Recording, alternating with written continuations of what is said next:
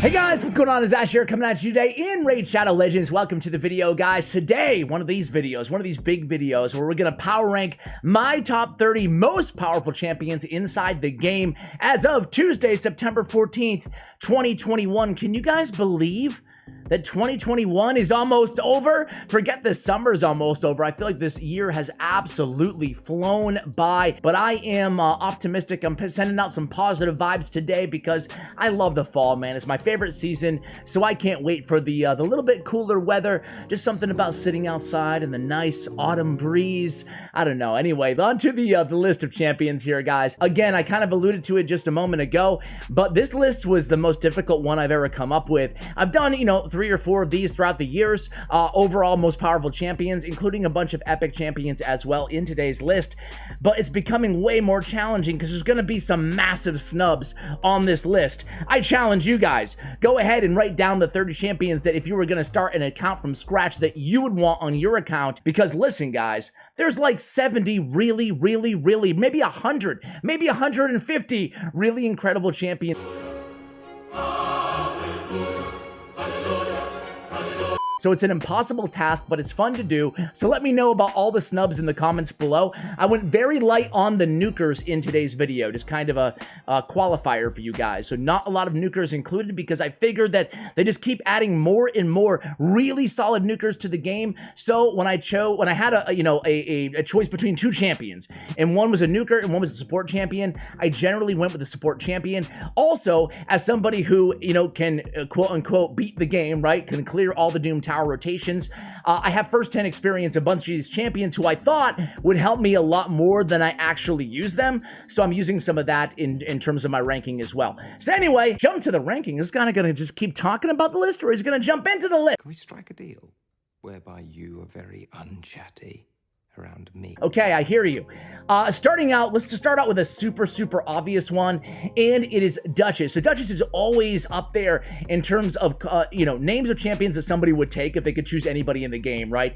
She has the revival on a 5-turn cooldown, reviving everybody with veils and 70% HP. She also has the increased defense, the block debuffs, and the perfect veil on a 4-turn cooldown. Very good ability and speed in all battles by 19%. This passive too, decrease the damage taken by all allies from AoE attacks by 25%, 15% from bosses. Really, it's this passive that puts her just that extra kind of, X factor that puts her to the top of the top, meaning the most powerful champions inside the entire game, as in top 5 champion overall. Yeah, it's gonna be Duchess. She is a tremendous champion. Now, we already talked about champions they just added to the game. There's a lot of new champions on this list that weren't there the last time that I did this list, including Kalvalax, a brand new Knights Revenant champion from the time of this recording, guys. Let's take a deeper look into his kit. First of all, look at that attack. 1663, one of the highest base attacks in the game. This dude is a massive nuker, guys. He has increased duration of poison debuffs on his A1, on his A2. He has an extra hit for each poison debuff on the target, up to 3 extra hits, and this is doing a lot of damage. You can already see the synergy with Clan Boss here, right? And then the Stream of Vitriol is A3, right? Attacks all enemies. Damage increases according to the number of poison debuffs on the target. That is also based on enemy max HP. I've seen this dude just do incredible damage on that A3, and then places 4 poison debuffs on all enemies for 2 turns at the start of each round. Wow, what a beast poisoner. 50% chance of placing a 5% poison debuff on all enemies for 1 turn at the start of each turn. Whenever an enemy places a poison debuff on this champion, instantly removes it and places a continuous heal for 2 turns instead. This passive is on a 1-turn cooldown. This guy is incredible. One of the top tier champions inside the entire game. Arguably a broken champion, increases ally speed in all battles by 19% on the aura. Yeah, man, he's really good, really good. Sticking with the theme of starting with just the absolute beasts in this game, let's go with Krisk the Ageless, the turtle, man. You just can't go wrong with Krisk, guys. I didn't even know he was a turtle at first. Like, I'm embarrassed to say that now. Well, the thing on the right, that cockroach. That cockroach. Really? blow me. A lot of base defense, 15-20. He has an AoE on his A1, an AoE on his A2, and an AoE provoke on his A3, increased defense on himself, increased speed on allies, a shield at the start of each round, a big shield based on 50% of his max HP, also has a chance of placing decreased defense and decreased attack on the attacker for 1 turn when he's hit. That is his passive, ladies and gentlemen. And then he has this AoE with Ally Protect, continuous heals on himself, and increase the duration of all ally buffs by 1 turn is amazing to have in his kit as well, guys, because he's going to be increasing those counterattack, those block debuffs, all of those really, really important and massively strong game-changing buffs, all increased. Oftentimes, those buffs are on, for example, a 3-turn cooldown, but they last for 2 turns.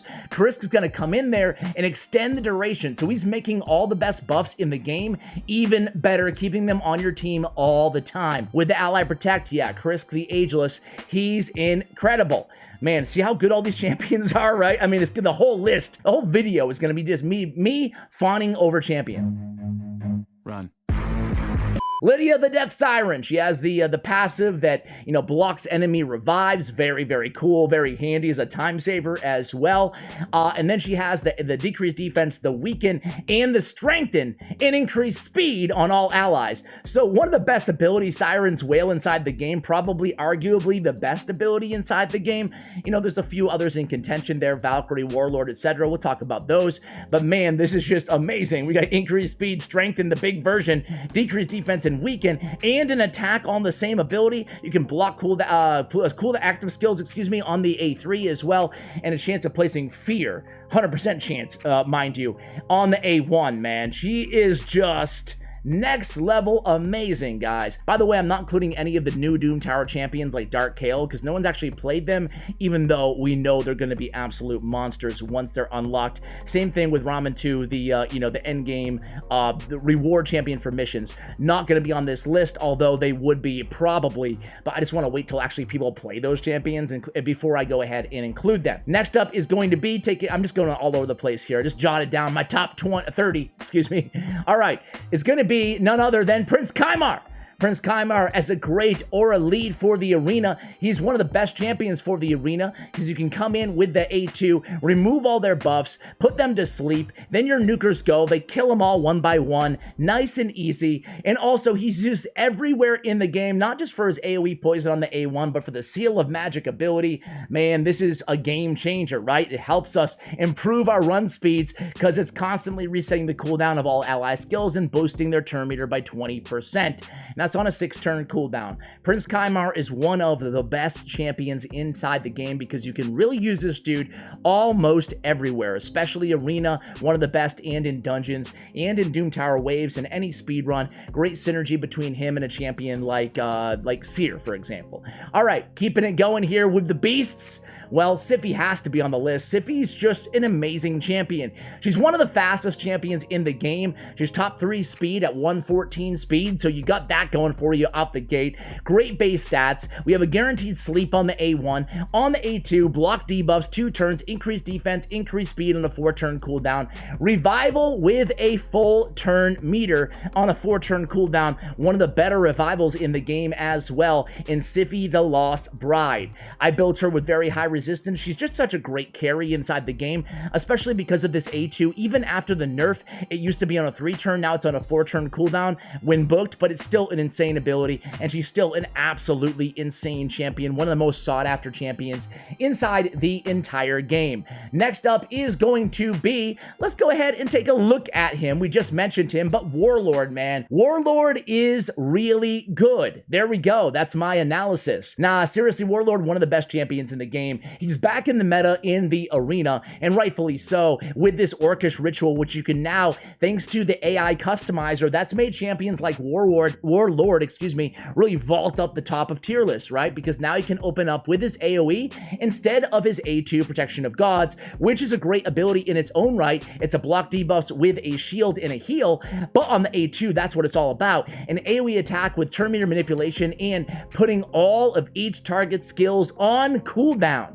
Wow, what a game-changing ability on a 4-turn cooldown. It's what makes him incredibly unique. Nobody has an ability this strong, Orcish rituals inside the game, and is certainly a game changer, not just for Arena, but again, kind of like Kaimar, with all PvE content as well. A lot of people relying on Doom Tower, or Warlord for Doom Tower bosses, and Doom Tower waves when the going gets rough there in hard, and even in higher levels of normal difficulty. If you have Warlord, you're very, very likely using him. Next is going to be another just tremendous champion. I guess I'm just going to stop saying about every champion, but Valkyrie, guys.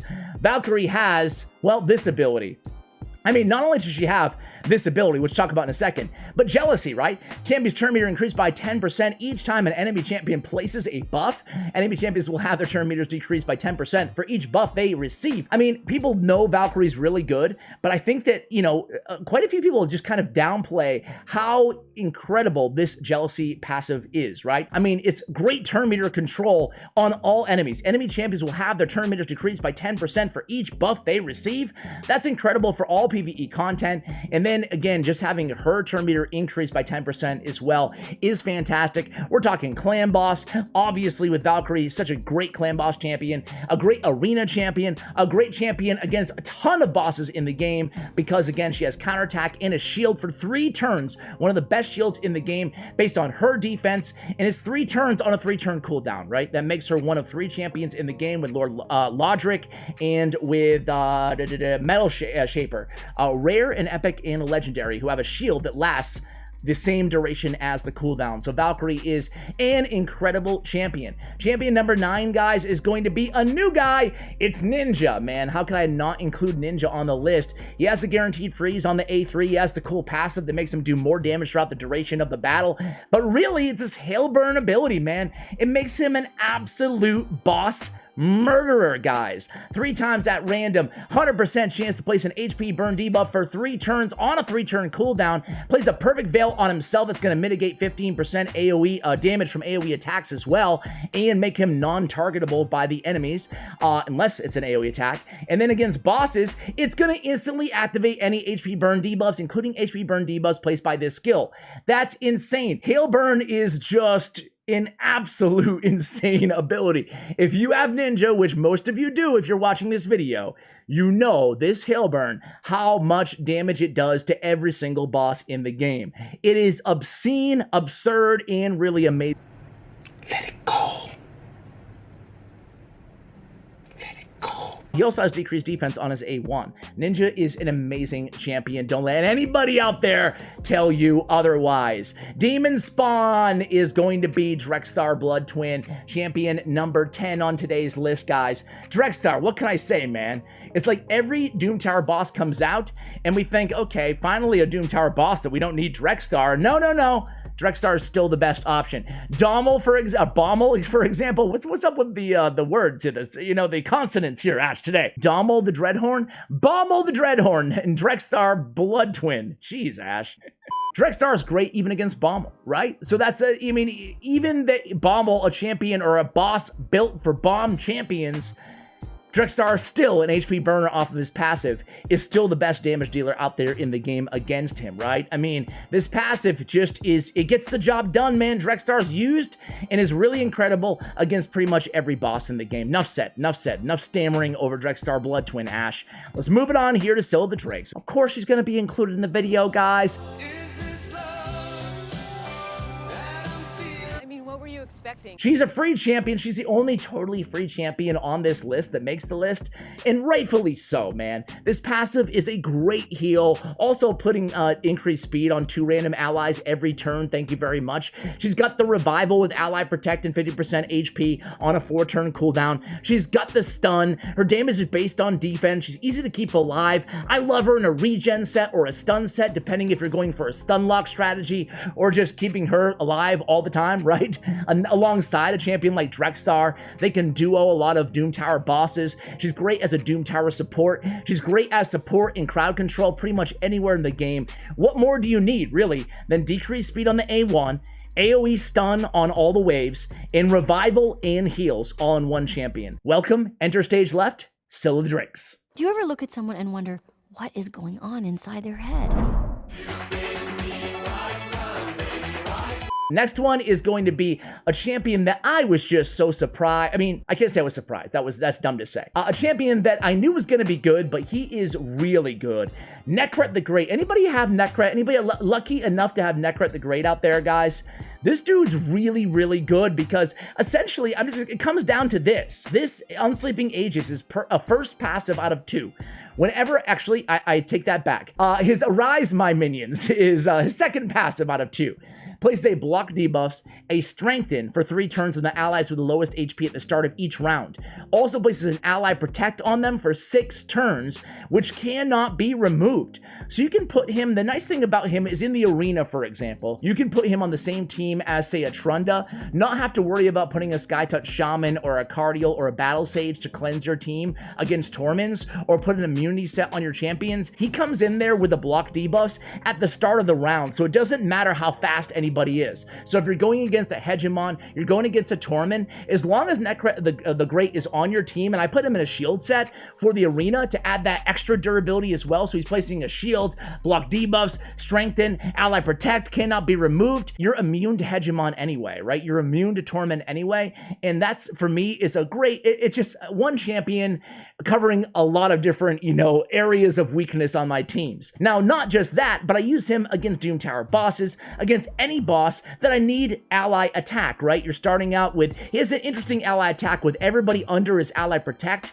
It gets that ally attack ability. On the A3, he's putting the ally attack or the ally protect. God, Ash, get through this kit, man. He's putting the ally protect, and then he's granting an extra turn off of the ally attack ability if you do not kill anybody. The kit synergizes very, very well. I did a poor job of explaining him, but just trust me, Nekhret the Great is really great. He lives up to the name. Next up is a champion that everybody sleeps on except for yours truly. I wish I had or I don't. One of the few champions I don't have on the list today. It's Tuhanarak.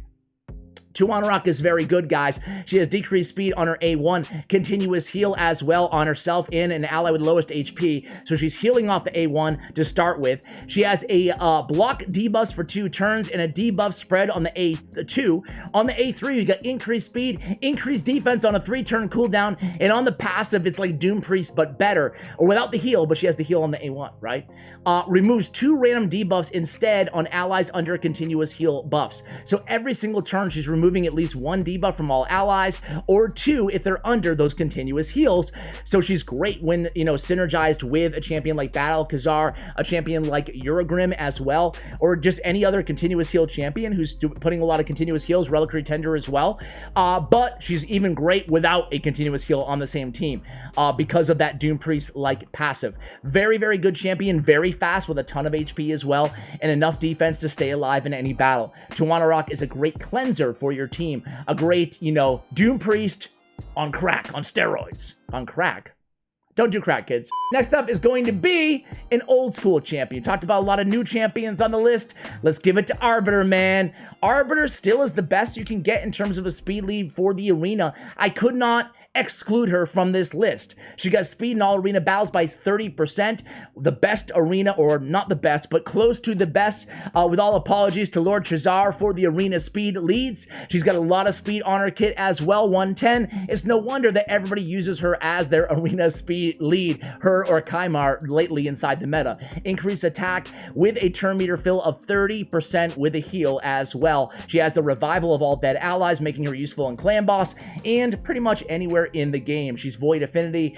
She has the decrease the duration of all enemy buffs on the A2. She's doing a lot. She's a great support champion, and she still belongs, in my opinion, on the list of the top 30 champions inside the game. Champion number 15, we're halfway through, guys, is going to be not a Shadowkin, but rather a dwarf. It's going to be Underpriest Brogni. Brogni, an insane support champion inside this game. He has an AoE attack here with a chance of removing a random debuff from all allies built in with an increased shield value as well on a 3-turn cooldown. Now, he's placing the shield amongst other buffs here, block debuffs and increased attack on his A3. So a great shield layer. The shield cannot be removed on a 3-turn cooldown. Then he increases the value of shields on his A2, man. Whenever an ally under a shield is attacked, reflects 25% of the damage inflicted on the shield back to the attacker. Also heals by 30% of the 25%, excuse me, of the damage inflicted by that shield. Man, Underpriest Brogni is a great support champion. I'm still kicking myself for not doing that fusion. I am an absolute idiot. Clip that. All right, next up is going to be an orc. I did do this fusion, or was it a fragment summon? Either way, Iron Brago. Some of you might be surprised that I'm putting him in the list today, but I stand by my decision, ladies and gentlemen. I love Iron Brago, man. This dude is the real deal. Not just because he has increased defense for 3 turns on a 3-turn cooldown, but it's a hard-hitting attack that also lands a stun. On the A3, it's an AoE, 75% chance of placing a provoke. Also has decreased attack on all enemies for 2 turns if he's under an increased defense, which he always is because he has it on a 3-turn cooldown for 3 turns. Iron Brago is one of the best support champions in the game. He's got provoke, he's got decreased attack, he's got increased defense, and he's hard hitting. And look at this bestow strength passive. Increase the defense of all allies by 10% of this champion's defense. Dude, this guy is an insane support champion. If you have him and you're not using him, what is wrong with you? Iron Brago's very, very, very good in this game. Next up is another, it might surprise champion. It's Tormin.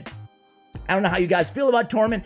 Tormin's been nerfed so many times, I feel like, that now it's just like, okay, Tormin is Tormin. When people see Tormin, at least in my estimation, when people see Tormin, they think arena, but this guy's so much more than arena, man. Sure, he's an arena boss with his passive, where he's putting freeze 30% chance every single time they receive a buff or have their turn meters filled. You know how annoying he is to go against in the arena, right? It feels like he's just always freezing everybody when you go against him. You need a game plan.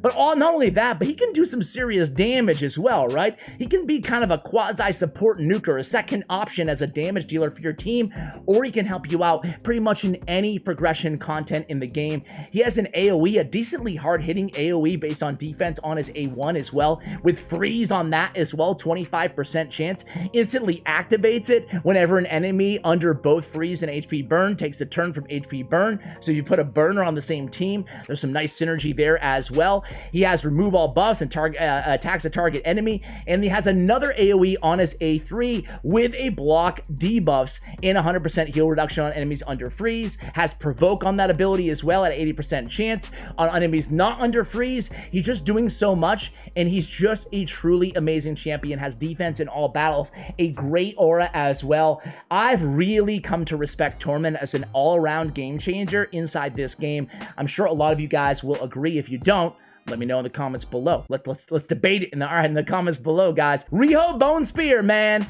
She's a new champion. She has continuous heal on the A1. On the A2, single target, but great for clan boss, great for really any boss in the game.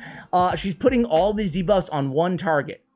And she's doing kind of a lot of damage for a support champion as well on this ability, excuse me. She's not doing it, she's placing the buffs, excuse me, before the attack too, which is nice.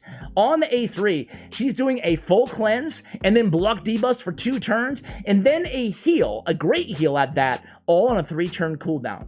Really, really good. And when receiving any debuff, she'll instantly transfer them from her to the attacker instead. That happens once out of every 3 turns. Riho Bone Spear, an incredible champion. Now listen, guys, I mentioned this earlier. There's a lot of snubs on this list. I love Lady Kimmy, but I'm not personally putting her in my top 30. I think she ranks just outside that. There's actually a lot of champions that I'm just looking at all these champions. I'm like, yeah, there's going to be a lot of snubs here. Specifically, I left out Nukers. Now, there's so many great nukers. We're already at number 19 on the list. I'm going to give a call out to 2 of them. And really, you know, how do I say this? Trunda is amazing, and I'm going to include her on the list, but I almost wanted to give a shout out and include Biggin over Trunda just because of the turn meter that you can get from Biggin. I think Biggin is better for PvE content, generally speaking, unless you're just looking for a hard-hitting nuker, but Biggin brings a lot more to the table. But I'm going to give it to Trunda because Trunda still is the best of the best when it comes to arena nuker and just overall nuker inside the game. So we're going to give it to Trunda over Biggin, but really, you know, I think that personally Biggin, Trunda, and Ethos, who we will have on the list list as well. I think that all three of them are just like the class acts of nukers out there inside the game, and there's actually a lot more on top of them as well, such as Herndig, such as Abess. I could just go on here and make like top 50 nukers in the game, right? There's that many great nukers, but Trunda definitely deserves a call out on today's list because she's really, really good. I mentioned Biggin. Really, his A3 is just so incredibly good, guys. I mean, this Molten Slag, right? AoE attack on every ability. This guy is just a behemoth. He's very difficult to deal with. He's very fast and has a very high base attack. Easy to scale that up with great multipliers as well. But I'm going to give it to Ethos as well, guys. I don't have Ethos. Man, I wish I did. He's just such an incredible nuker inside this game. He does so much damage. Not as good in PvP content as Trunda, obviously, but PvE, you really can't get better in this game. Outburst attacks all enemies 3 times with a weaken. This ability, Extinguish Life, does exactly what it says it does, guys. Not much more to say about Ethos except for, yeah, he's incredibly good. All right, moving into champion number 21, guys. And I'm still going to give it, although I will admit he's fallen down a little bit in my rankings. Just a very little bit, but it's Dracomorph. I'm still including him on the list because champions like Draco, who there only used to be like 2 champions in the game that had weaken and decreased defense on the same ability, but now debuffers are everywhere in this game, A. And B, you know, there's so many debuffers who are bringing something extra to the table, right? Draco still has it and a lot of damage with his A1 and a bunch of poisons on his A2, so he does make this list. I'm not trying to take a shot at Draco. He's still an incredible champion. I, love Dracomorph, right? However, I don't have a lot of debuffers on the list for the same reason I don't have a lot of nukers on the list, right? Because now they're kind of a dime a dozen, and the content in the game is such that you don't necessarily need to have weaken and decreased defense on every single enemy, right? For the arena, because nukers are so good inside this game, and debuff strippers are everywhere, right? And B, and you just don't need it, right? You don't need both of them necessarily on every champion. Decreased defense is enough oftentimes. And in terms of PvE content, oftentimes it's just about getting through, right? And you don't need both of the strong debuffs. You really need all the, the smart buffs on your team, right? To last. But with all that said, Dracomorph still belongs on the list because all these poisons that he's bringing to the table as well. He can deal so much damage on top of bringing both of the most important debuffs in terms of just sheer damage support on his A3. All right, now we're getting into the epics. Some might say, Ash, I thought you had some epics on this list, bro. It's all legendaries. I listed all the legendaries first. Now we're getting into rares and epics. Archmage Hellmut. What do I have to say about this guy? He's really, really good. He does a lot of damage too. He's like, his damage is not nuker level, but it's right there, right? He has this AoE attack with stun, a very, very a good chance of landing. 3-turn cooldown, 75% chance stun. If he doesn't land the stun, he gets turn meter manipulation on that ability as well. He has increased speed, crit damage, and crit rate on a 3-turn cooldown. It's nice to have that crit rate on there as well, guys. He is immune to turn meter decreasing effects, and he has ally speed in arena battles if you need it on his aura. And he's so fast at 108 speed. Archmage Hellmut is one of, if not the best, no, he's one of the best epics in the game, but not the best. Next up is going to be, let's go to my buddy, the dwarf, man. You guys know how much I love Geo. I love Geo, man. I'm putting him on my list of the 30 most powerful champions in the game. Putting my money where my mouth is because he just deals so much damage, man. HP burn is meta inside the game, in case you haven't noticed, right? Champions like Ninja, champions like Geo, and there's so many more. Drexthar Bloodtwin. It's all about the burn on a lot of these Doom Tower bosses, and against Spider beyond level 20. And Geomancer is one of the class acts when it comes to HP burn synergy, right? Steals all buffs if the target's under HP burn.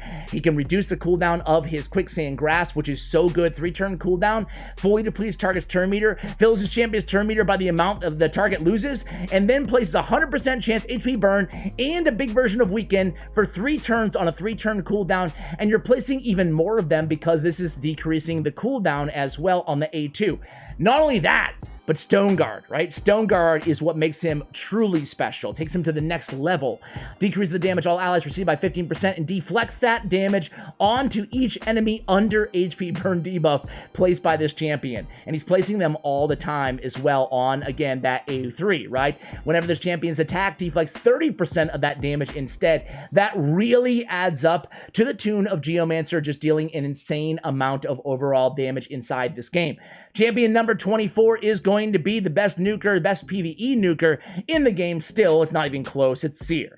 I mean, what more do I have to say about Seer other than Karma Burn is just one of the most amazing abilities, useful abilities, saves us hours and hours and hours and hours of time just because she can do millions of damage to each enemy on this one ability. Seer is the queen of speed farming, and she's the queen of just getting us through some of those Doom Tower waves as well. She's the best PvE nuker because of Karma Burn.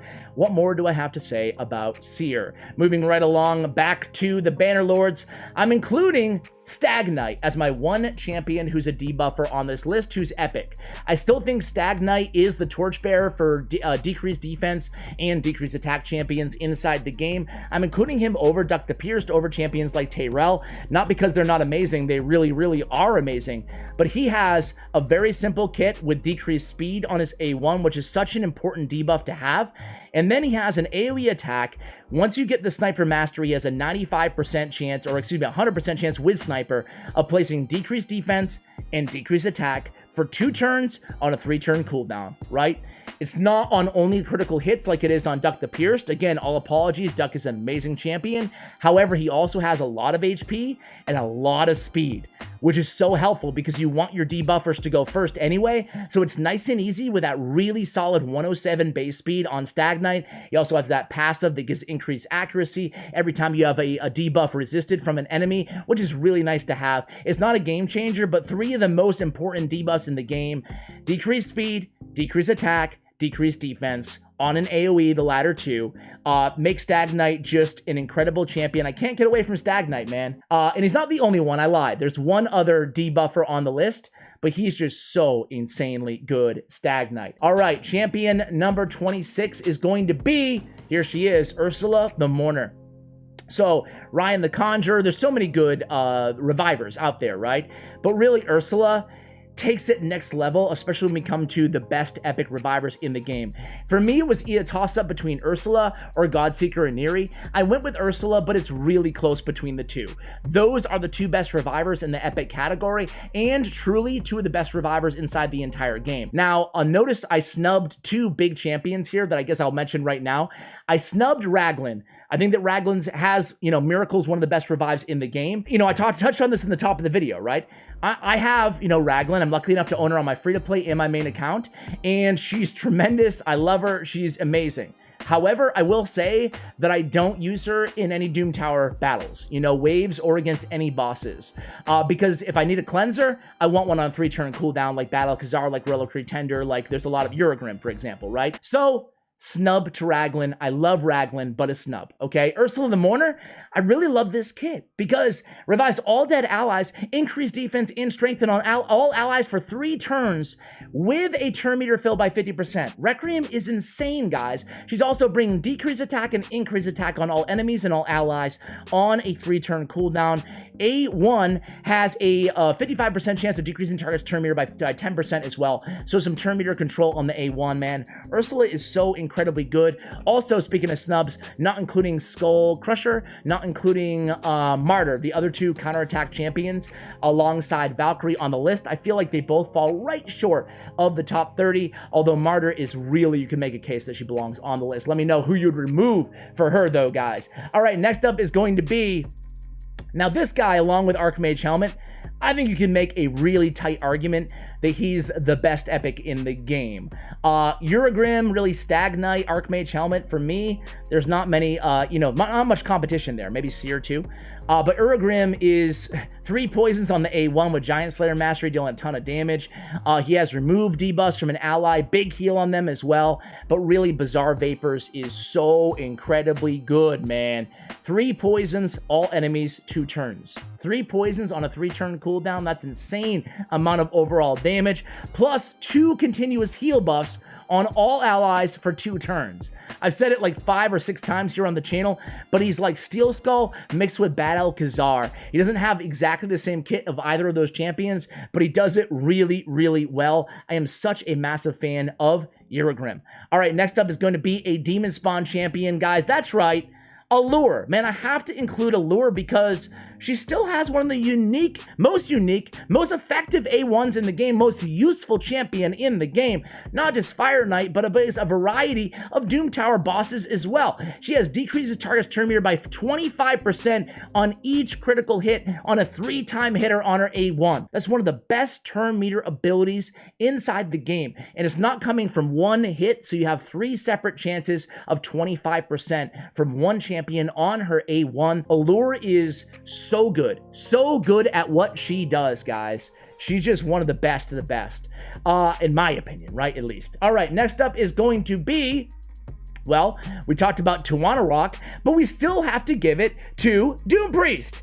Doompriest is so good, guys. Just such a tremendous champion. She has increased attack on for 2 turns, but really this passive, I still think she's one of the most used champions in the game just because of how good she is against so many Doom Tower bosses, right?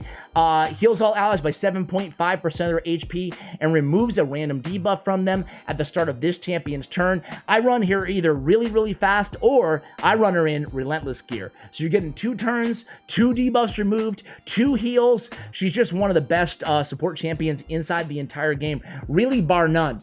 All right, we have 2 more champions left, guys. Can anybody guess? One is going to be from the Urogrim tribe, and it is, yeah, that's right. I said there was one more debuffer on the list. It's Uugo. Uugo's so good, guys. She has great heals. She has Leech on her A1, but really an AoE decreased defense with block buffs for 2 turns.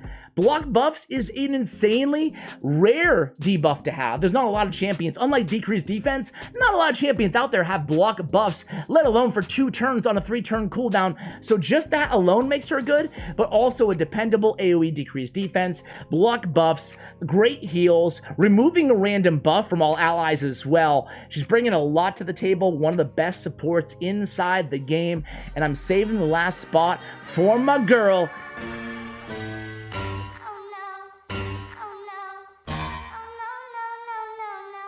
my only rare on my list, guys. Coldheart is still one of the best champions in the game with this Heartseeker ability. I did, when I was looking at Knight's Revenant, I realized too, big snub to Drexthar Bloodtwin, who I absolutely love, but I still don't know who I would take. I'm looking, like, who would I take off my list for Drexthar Bloodtwin? And I don't really know that I would take anybody else off, so there's a lot of snubs. 30 is tough. Maybe next time I'll do 40. Run. Heartseeker, attack 1 enemy, decrease the target's turn meter by 100%, and then deals just millions of damage. No big deal. No big deal. All right, guys, Coldheart, she's a beast. Apothecary, honorable mention. We're at 29. Up 30. Lysandra, guys. Lysandra. She has a full turn meter depletion on the A2, and she has an AoE increased speed with turn meter fill, with turn meter decrease on her A3. Yeah, she's all right. She's all right. Ally speed in all battles by 24%. All battle 24%, best in the game, guys, along with a few others as well. But yeah, let me know who your favorite champion that I left off the list is. Again, this was very difficult to do, but I wanted to give love to some of my favorite epic champions in one rare as well. Guys, thank you so much for watching all the way till the end. I appreciate you guys. Let me know who on your wish list, out of all these champions, if you could only take, like, let's say 2 or 3, who would you go with starting a brand new account? Let me know in the comments below, guys. Thank you very much. I'll give you my answer. My answer is going to be Duchess, going to be Krisk. I mean, Duchess and Krisk, how could you go wrong, right? You can beat almost anybody, or your team can stay alive long enough, right? I'm going to get Scyl anyway for free. I'm going to ninja for free anyway, right? Would I go, who would my number 3 be? I don't know, maybe Tormin. I really love Tormin, guys. I don't know. Am I crazy there? Anyway, let me know who you choose in the comments below, guys. Thank you for watching, and as always, take care, guys.